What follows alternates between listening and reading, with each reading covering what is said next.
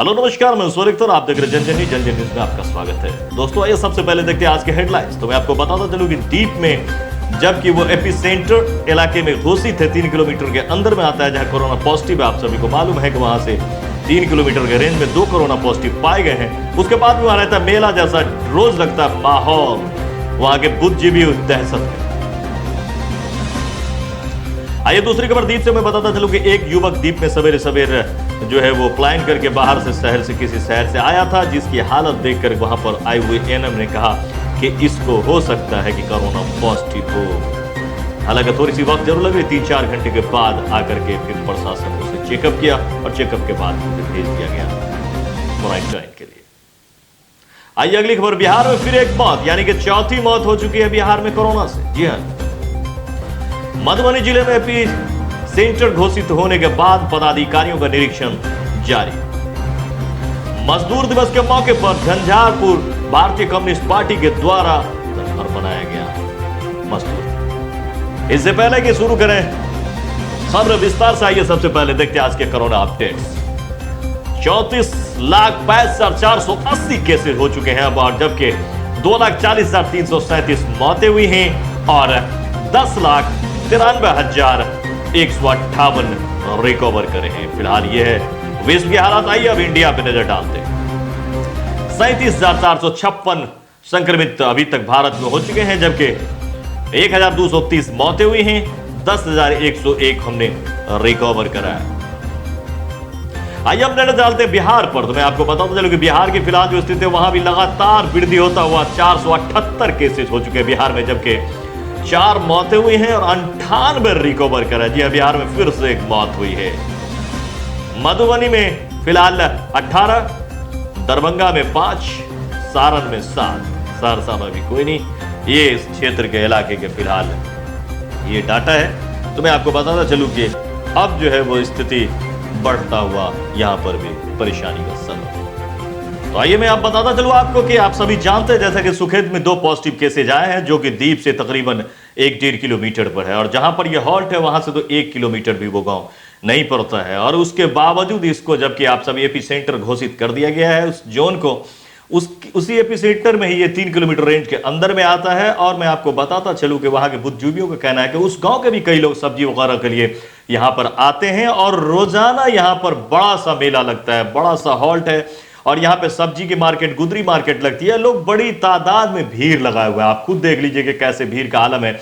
ना कोई मास्क है, ना कुछ है, ना दूरियों का ख्याल, ना किसी तरह का कोई डिस्टेंस मेंटेन किया जा रहा है, ना सोशल डिस्टेंसिंग का कोई ख्याल है, और लोग काफ़ी परेशान कर रहे हैं और इसको बढ़ावा दे रहे हैं। अगर यही हालात रहा तो कैसे कोई संभाल पाएगा इस जोन को, जबकि इसी जोन में ये घटना हुई है। जो पॉजिटिव आए हैं, आपको मैं बताता चलूं कि वो भी इससे पहले जो पॉजिटिव आए केसेस थे उनके संपर्क में जाने से दोनों पॉजिटिव आए, और वो अपने गांव में रहे हैं, उस गांव में लोग रहे हैं, तो उनके संपर्क में आने से जान सकते हैं कि ये कहां तक फैलाव हो सकता है। ये जो बुद्धिजीवी भी परेशान है वो हकीकत में सही परेशान है। उन्होंने हमें वीडियो भी भेजा, मैं आपको दिखाता हूं। तो ये दीप के लिए ही नहीं, पूरे लखनऊ के लिए बहुत ही परेशानी का सबब हो सकता है। वहां से लोग लौफा हटिया भी आते हैं, लखनऊ हटिया भी आते हैं। अगर यही हालात रहा तो ये भीड़ करते करते एक बहुत बड़ी भीड़ जमा हो जाएगी, जिसे संभालना बड़ी मुश्किल हो जाएगी। इस बीच में बताता चलूं कि यह खबर थी फिलहाल आपको दीप से। दीप के लोग काफी परेशान है, होना भी लाजमी है। आखिर कौन देखे, हालांकि प्रशासन भी परेशान है। जब भी बातें होती है प्रशासन भी वहां से परेशान है। अब तो प्रशासन को पूरी सख्ती दिखाने की दीप में आवश्यकता। कल सुखेत पंचायत में 2 कोरोना पॉजिटिव व्यक्तियों के मिलने के बाद जिला प्रशासन ने 3 किलोमीटर के रेडियस में पड़ने वाले सभी गांवों को कंटेनमेंट जोन घोषित कर दिया है। लेकिन यह कंटेनमेंट जोन सिर्फ कागजों तक ही सीमित रह गया है। मेरा गांव उक्त एपी सेंटर से मात्र 2 किलोमीटर की दूरी पे है, पर अभी भी यहाँ पे सारी चाय पान की दुकानें खुली हुई है। दुर्भाग्य की बात तो यह है कि उक्त जगह से मात्र 1 किलोमीटर की दूरी पे स्थित सब्जी मंडी में आज भी बाजारें सजी हैं और हजारों लोग वहां पे आज सब्जी खरीदा। यह भी खबर आ रही है कि उक्त सब्जी मंडी में सुखेत गांव के लोगों ने भी आज जमकर खरीदारी की है। मेरे गांव में आज भी चाय पान और ताड़ी की दुकानें तक भी खुली हुई है। लोगों की भीड़ सड़कों पे घूम रही है, खुलेआम घूम रही है, पर कागजों में यह गांव कंटेनमेंट जोन है। अब तो लगता है कि कागजों में ही कोरोना होगा और कागजों में ही हमें ठीक किया जाएगा। प्रशासन पे तो अब भरोसा नहीं के बराबर ही रहा। अब ऊपर वाले ही हम ग्रामीणों की रक्षा करेंगे। आइए अगली खबर। जैसा कि आप सभी जानते हैं कि 1 मई को मजदूर दिवस होता है और इस मौके पर भारतीय कम्युनिस्ट पार्टी बिहार राज्य परिषद के आह्वान पर राज्यव्यापी आंदोलन के तहत भारतीय कम्युनिस्ट पार्टी कार्यालय फौदार भवन झंझारपुर जिला मधुबनी में दिनांक 1/5/2020 को मजदूर दिवस के अवसर पर दिन के 10 बजे से 2 बजे तक 4 घंटे का उपवास कार्यक्रम किया गया। उपवास कार्यक्रम का पालन करते हुए कार्यकर्ता राम नारायण यादव अंचल मंत्री के नेतृत्व में मुख्य मांगे जो कि वैश्विक संकट से पीड़ित परिवारों को अनाज के अलावा 10,000 रुपए आर्थिक सहायता दो एवं राशन कार्ड के वंचित गरीब परिवारों को राशन कार्ड शीघ्र उपलब्ध कराया जाए। देश के विभिन्न हिस्सों में राज्य से बाहर फंसे श्रमिकों को छात्र छात्राओं को जल्दी लाने की व्यवस्था की जाए और जन वितरण प्रणाली व्यवस्था में व्याप्त अनियमितता दूर किया जाए। हड़ताली शिक्षकों से वार्ता कर हड़ताल वापस कराया जाए सहित विभिन्न मांगों को लेकर उन लोगों ने उपवास धरना भी किया। तो ये थी झंझारपुर से फिलहाल हमारा ये खास रिपोर्ट। अभी मैं बताता चलूं कि एक बड़ी खबर आ रही है कि चौथा मौत हो चुका है कोरोना से। जी हां, बिहार में इस वक्त एक बड़ी खबर आ रही है कि जहां एनएमसीएच में एक 45 वर्षीय युवक की मौत की खबर सामने आ रही है। प्राप्त जानकारी के अनुसार बिहार में कोरोना वायरस से मरने वालों की संख्या बढ़कर 4 हो गई है। शनिवार को एनएमसीएच में चौथी कोरोना वायरस से संक्रमित व्यक्ति ने दम तोड़ दिया है। मरने वाले युवक सीतामढ़ी का रहने वाला था। वह कुछ दिन पूर्व ही मुंबई से वापस लौटा था। जांच के बाद पॉजिटिव आने पर पटना के एनएमसीएच में 30 अप्रैल को भर्ती कराया गया था। वो कैंसर से लड़ रहे थे। इस बीच उनकी कोरोना से मौत हो गई। तो बिहार के लिए अब डराने वाली खबर सामने आ रही है। अब 2 से बढ़कर 4 मौतें हो गई हैं बिहार में भी।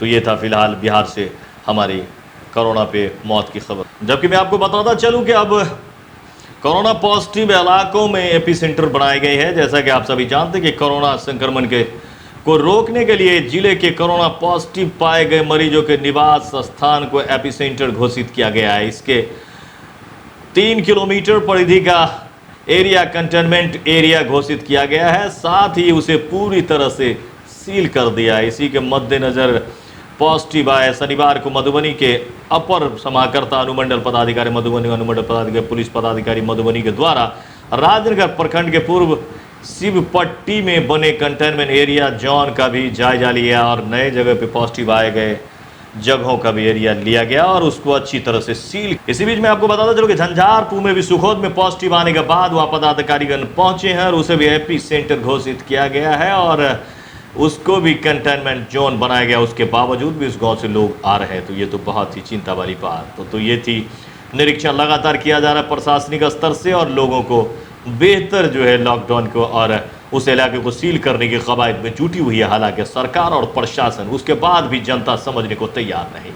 तो मैं आपको बताता चलूं कि लगातार जिले में बढ़ते हुए कोरोना पॉजिटिव के मद्देनजर अब जिले में जांच की प्रक्रिया को भी बढ़ा दी गई है। जी हां, इसी के मद्देनजर आपको मैं बताता चलूं कि जिला से प्राप्त जानकारी के अनुसार मधुबनी जिले में 1 मई तक कुल 693 सैंपल की जांच की जा चुकी है, जिसमें 602 मामले निगेटिव पाए गए हैं। वहीं पर 18 केस पॉजिटिव पाए गए हैं। अभी तक कुल 73 सैंपल की जांच रिपोर्ट आना बाकी है, जो आज से कल तक आने की पूरी संभावनाएं हैं। वहीं जिला प्रशासन द्वारा आइसोलेशन की तैयारियों का भी लगातार जायजा किया जा रहा है। झंझारपुर स्थित आइसोलेशन वार्ड में मरीजों को सभी सुविधा का व्यवस्था की जा रही है। तो ये है फिलहाल रिपोर्ट कोरोना पे हमारे इस जिले का। जी हाँ, तो मैं आपको बताता चलूँ कि जांच भी बढ़ गई है। अब हमें भी और आपको भी संभल के रहने की आवश्यकता है। इस बीच में आपको बताता चलूँ सहरसा से एक बुरी खबर आ रही है। सहरसा से दीपेंद्र कुमार की रिपोर्ट है। सहरसा जिला अंतर्गत नौहट्टा ब्लॉक के मुरादपुर पंचायत का मामला है, जहां की थरहारा पंचायत के वार्ड नंबर 2 का हरिराम दास का बेटा नदी में स्नान करने गया था। उसी क्रम में प्रभास कुमार नामक नदी में डूबकर लगभग 12 साल के बच्चे की मौत हो गई है। नदी में बच्चा डूबने से हुई मौत बताया जा रहा है कि 3 बच्चे नदी में स्नान करने गए थे, जिसमें से 2 बच्चे तो मिल गए, तीसरा बच्चा नहीं मिल पाया। कई घंटे तक खोजबीन के बाद जब ग्रामीणों ने नाव से खोजबीन किया तो उस बच्चे की लाश बरामद हुई है। लाश बरामद होने के बाद इलाके में चीख मारते हुए लोग वहां दौड़ पड़े और लोगों में मातम छाया। वहीं मौके पर पहुंचा हुआ नौहट्टा अंचल अधिकारी ने बताया कि हमारे संज्ञान में है, इसका जो भी प्रावधान होगा किया जाएगा। इस बीच में अगर बताता चलूँगा, आपके पास भी कोई खबर है हमारे चैनल के सहरसा से, तो आप दीपेंद्र कुमार को कॉल कर सकते हैं। उनका नंबर है 9625 53 60 92 और आप डिस्प्ले पे भी नंबर देख सकते हैं। तो ये है वहाँ की पूरी। आज के खबरों में फिलहाल इतना ही। बहुत सारी न्यूज़ बाकी है जो अगले खबर में, मैं अगले बुलेटिन में आपको इस न्यूज़ को अपडेट करूंगा। तो दीजिए सोहेल को इजाज़त, मिलते हैं फिर से अगले खबर में अगले खबर के साथ। अगर आपको हमारी खबर लगती है अच्छी तो आप इसे लाइक करें, सब्सक्राइब करें और घंटी की बटन को दबा लें। नमस्कार।